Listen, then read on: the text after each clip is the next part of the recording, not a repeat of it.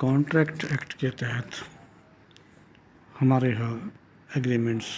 اور contract movable ایموویبل property کے ہوتے رہتے ہیں. اس میں سب سے اہم سوال ہے کہ when the time is essence of the contract, کب ٹائم اس میں امپورٹنٹ ہے، کب ٹائم امپورٹنٹ نہیں ہے، یعنی ایسنس نہیں ہے. اس میں section 55 of the contract act یہ کہتی ہے، contract act 1872، effect of failure to perform at fixed time when time is the essence of the contract. اب اس میں کیا ہے کہ میں اس کو سمجھنے کے لیے تھوڑا سا توجہ کے ساتھ اس سیکشن کو پڑھنا پڑے گا اور میری بات سننا بھی پڑے گی کہ ایک کانٹریکٹ کیا ہے پرفارم کرنے کے لیے ایک سرٹن تھنگ، سرٹن بات، انسرٹن نہیں. میں بار بار یہ کہوں، انسرٹن نہیں، سرٹن. انسرٹن کے بارے میں کانٹریکٹ اور چیز ہوتی ہے. Certain act, certain thing perform کرنے کے لیے کانٹریکٹ ہوا at specified time, on specified time, before specified time. یہ ورڈز امپورٹنٹ ہیں، لا میں ورڈز کی ہی گیم ہے. It's game of words, law is game of words. یہ الفاظ کی کھیل ہیں. اگر جو سرٹن ایکٹ سرٹن ٹائم پر، اسپیسیفائڈ ٹائم پر، آن اور بیفور پرفارم کرنا تھا لیکن پرفارم کرنے والی پارٹی نے پرفارم نہیں کیا، جس کے پارٹ پر جو ایکٹ پرفارم کرنا تھا، جو کام پرفارم کرنا تھا، آن اور بیفور اور at specified time but not performed, perform نہیں کیا، ڈیفالٹنگ پارٹی جو ہے اس نے پرفارم نہیں کیا جس نے پرفارم کرنا تھا، تو یہ کانٹریکٹ ادر پارٹی کے اینڈ پر وائڈیبل ہے. جس نے پرفارم کرنے کا وعدہ کیا تھا نہیں کیا تو یہ وائڈیبل کانٹریکٹ ہوگا. اب ٹائم کب ایسنس آف کانٹریکٹ ہے کب نہیں ہے، یہ intention of the parties per depend کرتا ہے کہ انہوں نے معاہدے میں یا کانٹریکٹ میں اس کا لکھا یا نہیں لکھا. اگر لکھا ہے تو ان کے انٹینشن کو پھر بھی دیکھا جائے گا، کیا اسٹرکٹلی اس کو پرفارم کرنا ضروری تھا، اور in case of non performance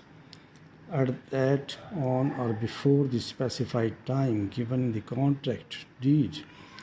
اس کا ایفیکٹ کیا ہوگا. اگر ٹائم کو ایسنس آف دی کانٹریکٹ قرار نہیں دیا گیا، سختی سے وقت کی پابندی کے بارے میں نہیں کوئی کلاز لکھی ہوئی، تو کانٹریکٹ وائڈیبل نہیں ہے،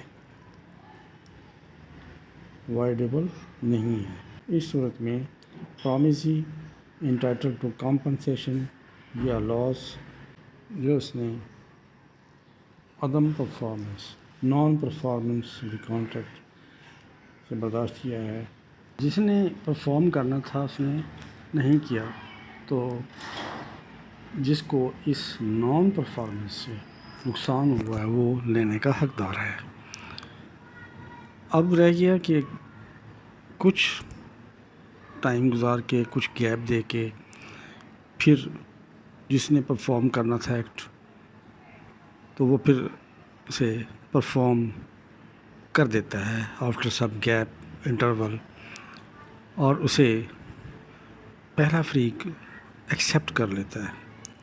اینی ٹائم. ڈیوریشن کو نہیں لکھی ہوئی کہ کتنے دن کے بعد وہ کتنے ٹائم کے بعد ایکسیپٹ کرتا ہے یا کتنے دن کے بعد وہ پرفارم کرے گا تو ایکسیپٹ کرے گا، تو ایکسیپٹ کر لیتا ہے. تو پھر اگریڈ ٹائم جو ہے نا اگنور کر دیا جائے گا. انہیں اگری کر لیا کہ ٹھیک ہے، اگر کچھ دنوں کے بعد، کچھ ٹائم کے بعد جس نے پرفارم کرنا تھا ایکٹ وہ پرفارم کرنے کا پھر اپنا ارادہ ظاہر کر دیا ہے اور پرفارم کر دیا ہے، تو جو ٹائم بیچ کا انٹریگنم ہے، درمیان کا ٹائم ہے جس میں پرفارم نہیں کیا گیا، تو وہ سے اگنور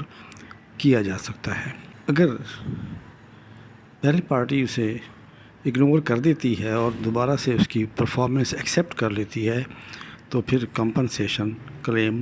نہیں کر سکتی۔ اس پیریڈ کے لیے جس دوران ایکٹ پرفارم نہیں کیا گیا، کانٹریکٹ کی پرفارمنس نہیں ہوئی، اس کا کمپنسیشن یا لاس جو بھی ہوا ہے وہ کلیم نہیں کر سکیں گے۔ اس میں ایک شرط ہے جو 55 سیکشن آف کانٹریکٹ ایکٹ لگا رہی ہے، وہ یہ ہے کہ پرفارمنس کا جو ٹائم تھا، ایسنس آف دی کانٹریکٹ ہے نا ٹائم اس میں، تو اس میں جو بھی ٹائم فکس تھا on before at the act will be performed thing certain things will be performed,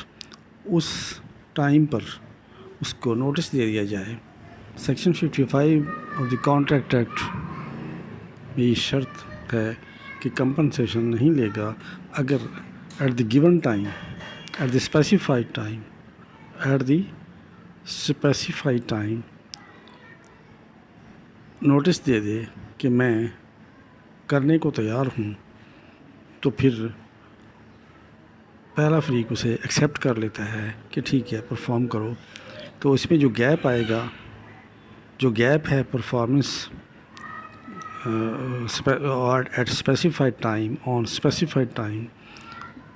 تو وہ اس کا کمپنسیشن نہیں ہوگا۔ اگر نوٹس نہیں دیا تو پھر اس سے ایڈورس پوزیشن ہوگی۔ اس تمام بات کا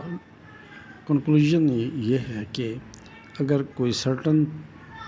thing at specified time on specified time before specified time was agree to be performed, لیکن پرفارم نہیں کی گئی، تو کانٹریکٹ وائڈیبل ہے، کانٹریکٹ وائڈیبل ہے۔ Intention of the parties, contract dead ہے یا ایگریمنٹ ہے، اس میں اس کی تحریر پر سے اخذ کیا جائے گا یا اس میں واضح لکھا ہوا ہو، پھر تو کوئی پرابلم ہی نہیں ہے۔ اور دوسری بات یہ ہے کہ وہ جو اس نے پرفارم نہیں کیا تو کمپنسیشن لے گا، لیکن کچھ وقت کے بعد وہ پرفارم کرنا چاہتا ہے، اس کا انٹینشن ظاہر کرتا ہے، لیکن ایٹ دی گیون ٹائم جو تھا ایگریمنٹ میں، اس وقت وہ نوٹس دے دیتا ہے کہ میں کرنا چاہتا ہوں، تو پھر کمپنسیشن نہیں لے سکیں گے۔ سیکشن 39 کانٹریکٹ ایکٹ بھی اسی بارے میں ہے، اس لیے اس کے ساتھ ہی اس کا تذکرہ کرنا مناسب ہے کہ ایک party to the contract refuse کر دیتی ہے پرفارم کرنے کو، جو کام اس کے ذمہ تھا اسے پرفارم نہیں کرتا اپنی ڈیوٹی کو، یا ڈسیبل کر لیتا ہے اپنے آپ کو کہ وہ پرفارم کر ہی نہیں سکتا، مثلاً اپنے آپ کو خود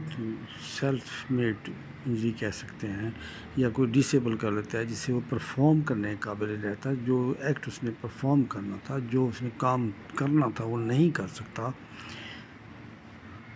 انٹائرلی، لیکن ریفیوز کرتا ہے پرفارم کرنے سے، یا ڈسیبل کرتا ہے اپنے آپ کو انٹائرلی کہ وہ پرفارم نہیں کر سکتا۔ تو دو نیکسٹ یہ فرسٹ پارٹی کہہ لیں، جو انوسینٹ پارٹی ہے، ڈیفالٹنگ پارٹی کے مقابلے میں انوسینٹ پارٹی کا لفظ استعمال کرنا مناسب ہے، اس کے پاس رائٹ ہے کہ اس کانٹریکٹ کو ٹرمینیٹ کر دے، اینڈ کر دے۔ اب جو ڈیفالٹنگ پارٹی ہے، چپ کر کے خاموشی سے اسے پرفارم کرنے کے لیے کچھ گیپ کے بعد حاضر ہوتی ہے اور پرفارم کرتی ہے، اور اس میں انوسینٹ پارٹی ایکسپلیسٹ یا امپلائڈ ایکویسنس یا مرضی دے دیتی ہے۔ ایکویسنس اسی کو کہتے ہیں کہ اس میں ایکویس کرتی ہے اس ایکٹ پر، اس کی خاموشی سے برداشت کر لیتے ہیں کہ وہ کنٹینیو کرے اور اس ایکٹ کو پرفارم کر دے، اس اپنے ذمے جو کام ہے ڈیوٹی کو پرفارم کر دے۔ انٹریگنم پیریڈ جو اس کے نان پرفارمنس اور پرفارمنس کے درمیان ہے، اس کا ڈیمیجز لاس یا کمپنسیشن لینے کا انوسنٹ پارٹی حقدار ہے. اور اگر ڈیفالٹنگ پارٹی بالکل ہی ریفیوز کر دیتی ہے یا ڈسیبل کرتی ہے اپنے آپ کو انٹائرلی ٹو ڈو اور to perform the act to perform the contract, تو پھر تو صاف ظاہر ہے کہ ڈیمیجز، لاس یا کمپنسیشن فار بریچ ہے، اس کا انوسنٹ پارٹی لینے کا حقدار ہے.